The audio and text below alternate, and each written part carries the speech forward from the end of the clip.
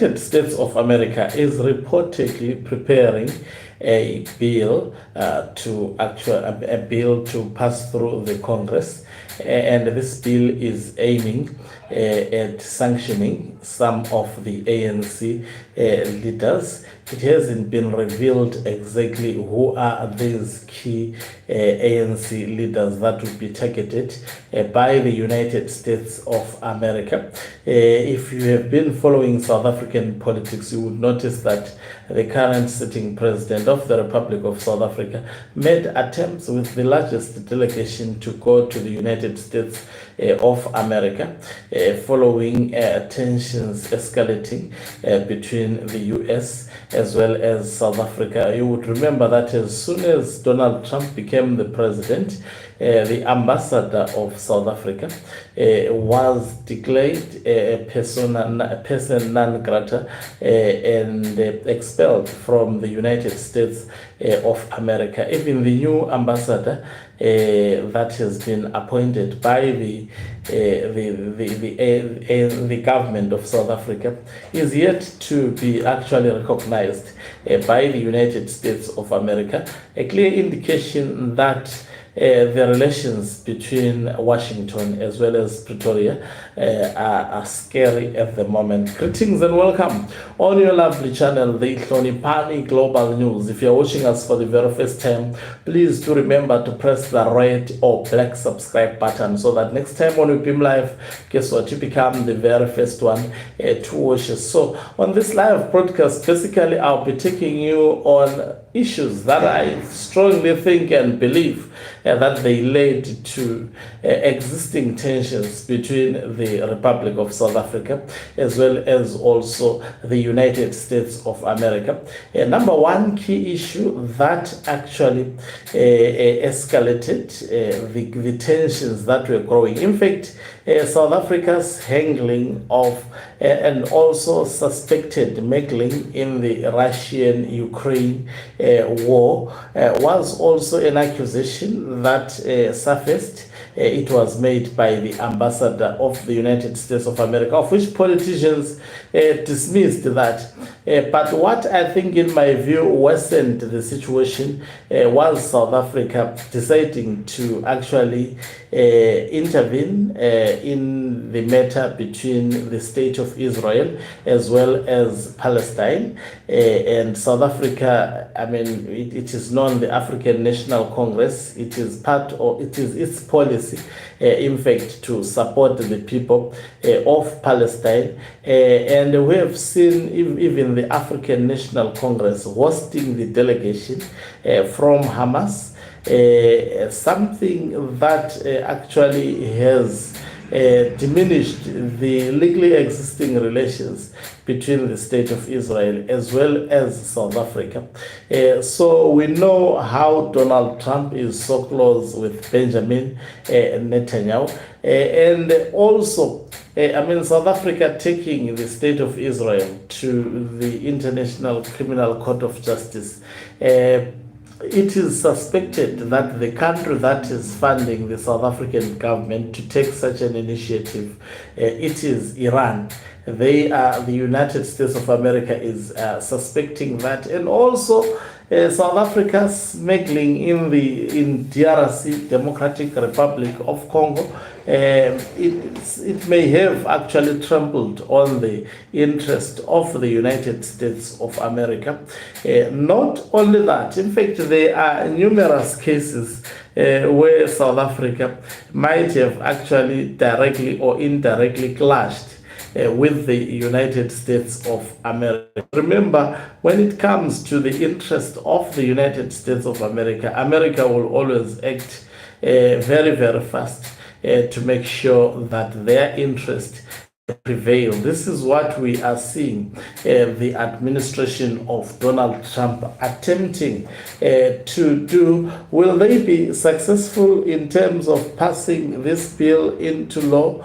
Anything is possible. With Trump at the helm, I must attest to you that anything is quite possible. Of course, there is this issue of Afrikaners Afrikaners reporting that they are being targeted in farms. Obviously, that is an underlying issue of which Donald Trump failed to prove that particular matter publicly, resorting in fact to use pictures that are actually foreign to South Africa, could not be linked with South Africa.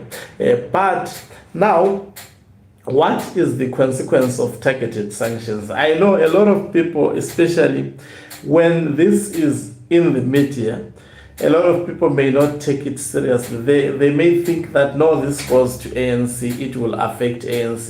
Remember, in Zimbabwe, at the moment, they are targeted sanctions. In fact, they have been called targeted sanctions. And these targeted sanctions, targeting ZANU-PF officials, affected the people of Zimbabwe. Somehow, sanctions do not necessarily affect the directed personnel. In most cases, they affect the innocent people. The poor of the poorest are the ones that are being hit hard by the sanctions. So there is absolutely a high probability that this may be catastrophic to the number one country in Africa, not only in southern Africa. And we know how South Africa is strategically benefiting other neighboring countries. For example, even Zimbabwe is benefiting, Botswana is benefiting, as well as Namibia. They're benefiting a lot from the current economic status of South Africa. And equally so, South Africa is also benefiting. So if that becomes the case, then this would be catastrophic, not only to South Africa, but also to neighboring countries. And also the other issue that United States of America is concerned about when it pertains to South Africa is the issue of BRICS. South Africa being part and parcel of BRICS. Remember, part of the aims of BRICS is to create a parallel currency that will compete with the United States dollar. And we've heard Donald Trump threatening countries that are part of the BRICS that if that thought sees the light of the day, then those countries would be hit with serious tariffs. So you can see that globally, South Africa has positioned itself to such an extent that it touches on quite a number of areas that may be deemed no-go areas or red lines, especially by the United States of America. And I must say, United States of America is a superpower, by the way. South Africa is a developing nation, and these two fighting, it is possible which country may actually get away with this one. And that is why I keep on repeating that South Africa should exercise wisdom, especially in dealing with this matter. And the government, if in the best interest of their people, they should sometimes take unpopular decision to try and actually mitigate the disaster that is ahead of South Africa. Already this news affects the economy of South Africa. Investors may actually begin to try and look at other areas or other countries to invest on. So it doesn't give a clear, good economic outlook to the nation of South Africa. Things are not good, according to my view at the moment.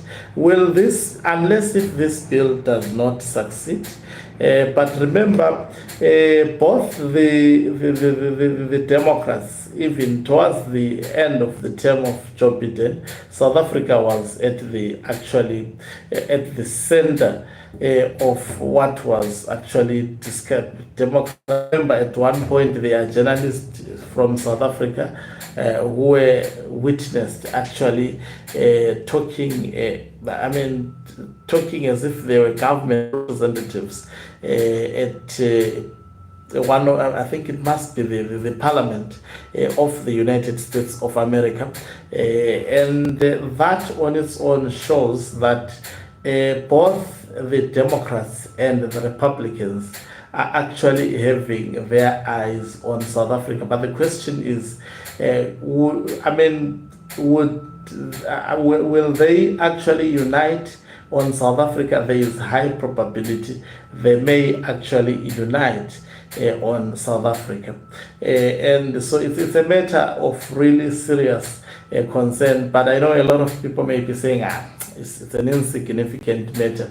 It is really serious, and if it sails through, it may be catastrophic.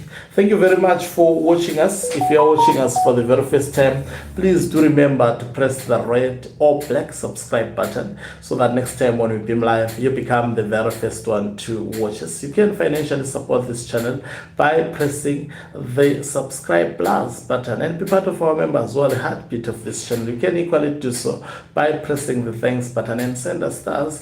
Good news for our viewers is that we are also available on X, formerly Twitter, as well as also Facebook, and we are Hloniphani Global News.